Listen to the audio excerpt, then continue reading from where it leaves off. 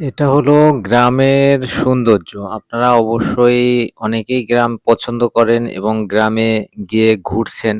আমি আশাবাদী এ বিষয়ে। তো আসলে গ্রামের সৌন্দর্যের আসলে কোনো মানে এর কোনো বিকল্প নেই বা আ এই দেখেন ভাঙা ব্রিজ, কিন্তু ভাঙা ব্রিজ হলেও এটার আসলে সৌন্দর্যটা আসলে অন্যরকম। এটা আপনার আসলে মানে ফিলিংস আসলে গ্রামে না গেলে বোঝাই যায় না। এই গাছটায় দেখেন কিছু বাবুই পাখির বাসা আছে। এই যে তাল গাছটায়। এটা শুধুই গ্রামে দেখতে পাবেন। এছাড়া আসলে কোত্থাও দেখতে পাবেন না। তাই এই সৌন্দর্য উপভোগ করার জন্য হলেও গ্রামে মাঝে, মাঝে ঘুরবেন বা গ্রামে যাবেন। গ্রাম হইলো আমাদের শিকড়। যে শিকড়কে যদি আমরা কখনো ভুলে যাই, তাহলে মনে করবেন আমরা জীবন থেকে আসলে অনেকটা পিছিয়ে যাবো। তো এজন্য গ্রাম অবশ্যই আমাদেরকে সবসময় আমাদের শিকড়ের মতো ধরে রাখবে এবং সবসময় আমাদেরকে সঙ্গে রাখবে। তো এই দেখেন এইখানে সৌন্দর্যটা একটু দেখেন। একপাশে হলো ক্যানেলের মতো, অর্থাৎ এটার আমরা সাধারণত খাল বলে থাকি। আর এক সাইডে হলো ধান ক্ষেত। তো এই যে আপনার ন্যাচারাল পরিবেশ, আপনার যখন ডিপ্রেশন থাকবে বা আপনি যখন একটু আনইজি ফিল করবেন, যখন আপনার খারাপ লাগবে, তখন আপনি এই পরিবেশে নিজেকে একটু সময় দিবেন। আর আরেকটা বিষয় হলো কি, আপনি যেখানেই থাকেন, সেটা হোক শহর বা হোক অন্য কোথাও, তো অবশ্যই চেষ্টা করবেন বিভিন্ন অকেশন গুলোতে, অর্থাৎ ঈদ, কোরবানি বা পুজোর ছুটি থাকে বা বিভিন্ন ছুটিতে গ্রামের এই প্রকৃতির সাথে নিজেকে একটু টাচ করার। নিজে যদি এই প্রকৃতির সাথে একটু টাচ হন, তাহলে দেখবেন আপনার অনেক রিফ্রেশ লাগবে, অনেকটা। যে রিফ্রেশমেন্ট আপনাকে এনে দিতে পারে জীবনের সফলতা।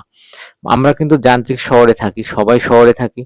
আর এই শহরে থাকার কারণে, অর্থাৎ সবাই বলতে যারা কর্মজীবী তারা মেক্সিমাম মানুষ শহরে থাকি। তো এই যে কর্মজীবনের মধ্যে আসলে কাজ করতে, করতে আমরা ক্লান্ত হয়ে যাই। তখন দরকার একটু বিশ্রাম বা একটু রিফ্রেশমেন্ট বা একটু ন্যাচারাল পরিবেশ বা প্রকৃতির সাথে নিজেকে বিলীন করা। তো তখন আপনারা এরকম একটা পরিবেশে যদি নিজেকে একটু সময় দেন, তাহলে দেখবেন ভালো লাগবে। আরেকটা বিষয়, এর পাশাপাশি আমি আপনাদেরকে আরো একটা জিনিস আজকে দেখাতে যাচ্ছি, সেটা হলো গ্রামের মানুষের জীবন প্রণালী বা তারা কিরকম জীবন তাদের জীবন কিরকম চলতেছে আরকি। যেমন দেখা যায় এখানে আপনারা কিছুক্ষণ পর দেখতে পাবেন যে মাটির ঘর, মানে মাটির নিচে মাটি উপরে কাঠ, এরকম টাইপের কিছু ঘর। তারপর দেখতে পাবেন অনেক পুরানো, অর্থাৎ ১৯৬৫ সালেরও একটা ঘর আছে। সেটাও আপনাদেরকে আমি দেখাবো কিছুক্ষণের মধ্যেই। তারপরে এরকম আরো অনেক কিছুই আসলে দেখতে পাবেন। মানে গ্রামের মানুষের যে সেই পুরনো ঐতিহ্য বা তারা যে এখনো সেই পুরনো জিনিসগুলোকে ধরে রেখেছে, সেই জিনিসগুলো আপনারা দেখতে পাবেন। তো আমি সেখানেই আপনাদেরকে নিয়ে যাচ্ছি। আর আমার চ্যানেলে যারা নূতন আছেন বা যারা নূতন দেখতেছেন, তারা অবশ্যই সাবস্ক্রাইব করে রাখবেন, যাতে পরবর্তীতে আমি কোনো ট্রাভেলিং ভিডিও দিলে আপনারা সেটা দেখতে পান। এইটা দেখেন, এটা একটা চার, অনেকে সাঁকো বলা হয়।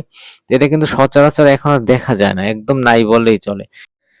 এই ঐতিহ্য আসলে অনেকে এখনো ধরে রেখেছে, যেটা আসলে এদেরকে আসলে মেডেল দেওয়া উচিত, যাদের বাড়ির সামনে এখনো এরকম চার বা সাঁকো আছে।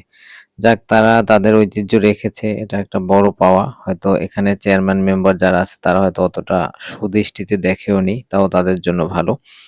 আর একটা বিষয় হলো, এই যে মাটির রাস্তাগুলো, এই রাস্তাগুলোতে কিন্তু সকালবেলা যদি আপনি একটু হাঁটেন, আপনাকে কিন্তু অন্য ধরনের একটা রিফ্রেশ এনে দিবে। এবং এই দেখেন গ্রামীণ জীবনগুলো কত সহজ সরল টাইপের। এই বাজারটা দেখেন, এটা কিন্তু ভাসমান একটা বাজার। তো এখানে আসলে এরকম কিন্তু একদম মানে খাল বলতে পারেন বা ক্যানেল বলতে পারেন, এর পাশেই কিন্তু এরকম বাজারগুলো হয়ে থাকে। আর এই বাড়িটার কথা বলছিলাম, দেখেন নিচে কিন্তু মাটি এবং উপরে হলো কাঠ। এরকম বাড়িও কিন্তু এই কংক্রিটের শহরে, কংক্রিটের জায়গায় আসলে দেখা খুব মুশকিল। এটাও কিন্তু এখনো গ্রামের বাড়িতে আছে। আমার এই ভিডিওটা আসলে বর্ষার সময় শুট করা ছিল। যার কারণে একটু বৃষ্টি ভেজা মাটিও আপনাদেরকে দেখালাম। আরেকটা সামনে আপনাদেরকে একটা ঘর দেখাবো বলছিলাম। ১৯৬৫ সালের আপনার এই ঘরের সূচনা শুরু হয় বা স্থাপত্য হয়। তো এটাও আপনারা একটু দেখবেন। এটাও দেখে আপনাদের হয়তো ভালো লাগবে, আমি আশাবাদী। এই যে এই ঘরটা দেখেন, এটা আসলে গ্রামের দোতলা বাড়ি। আগে বলতো দোতলা বাড়ি। তো এই ঘরটা হলো ১৯৬৫ সালে আপনার এটা তৈরি হয়। এই যে এখানে দেখেন লেখা আছে। এই যে ১৯০০, ওটা 0 দেখায় কিন্তু এটা ৬৫, 65। তো আপনি একবার ভাবুন যে এই বাড়িটা যে করেছে, তার ওই সময়ের রুচি। আসলে আমরা ওইভাবে চিন্তা করলে এখনো অনেক পিছিয়ে আছি। আর সে এখনো যে ঘরটা এখনো সুন্দর করে সাজিয়ে রেখেছে বা এখনো আছে, এটাও আমাদের একটা ঐতিহ্য যে এখনো গ্রাম সুন্দর এবং গ্রামের বাড়িগুলো এখনো সুন্দর। এবং যারা এটা ধরে রাখতে পেরেছে তাদেরকে আসলে অনেক অনেক ধন্যবাদ।